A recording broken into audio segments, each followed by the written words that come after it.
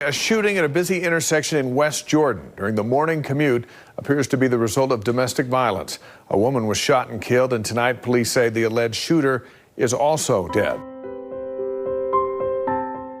I left the house to take my 8-year-old daughter to gymnastics, and we pull up on what seems to be an accident. And I noticed what appeared to be someone laying on the ground next to the passenger vehicle. It was a passenger vehicle and a large pickup truck. That's when I hear gunshots. I saw someone come around the vehicle. There were already people coming to what they thought was an accident scene, and now everybody's running. There's people hiding, and then this one brave woman comes walking off the lawn towards the accident scene, and I'm watching her. I remember thinking, oh, you might not want to do that. And she walks up to the passenger vehicle, and I'm watching her, and she starts banging on the window, and I hear her yell, "There's kids in the car, there's kids in the car." And that kind of changes things. And so I just made the decision to go up there. As I walk up, the male's dead. A female that I initially saw laying on the ground. I go to the back seat, think I'm just gonna pull these kids out, and the kids in the back seat have obviously been shot too. I looked at Jace, the younger of the two boys. There wasn't anything I could do for him. And I'm looking at the older boy, and he's kind of in a bad position on the floor of the car.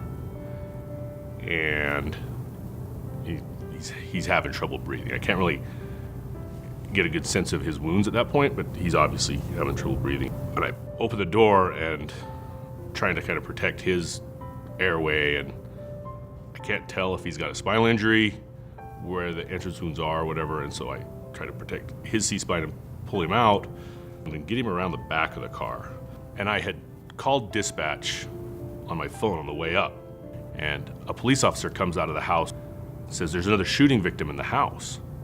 And we go in, and there's a young female child with a through and through gunshot wound to the thigh. We just kind of tried to evaluate her for blood loss and level of consciousness, kind of stuff like that, and monitor vitals. And then that second Sandy unit was right there. Quickly took over and got her out of there. I saw a lot of bravery that day.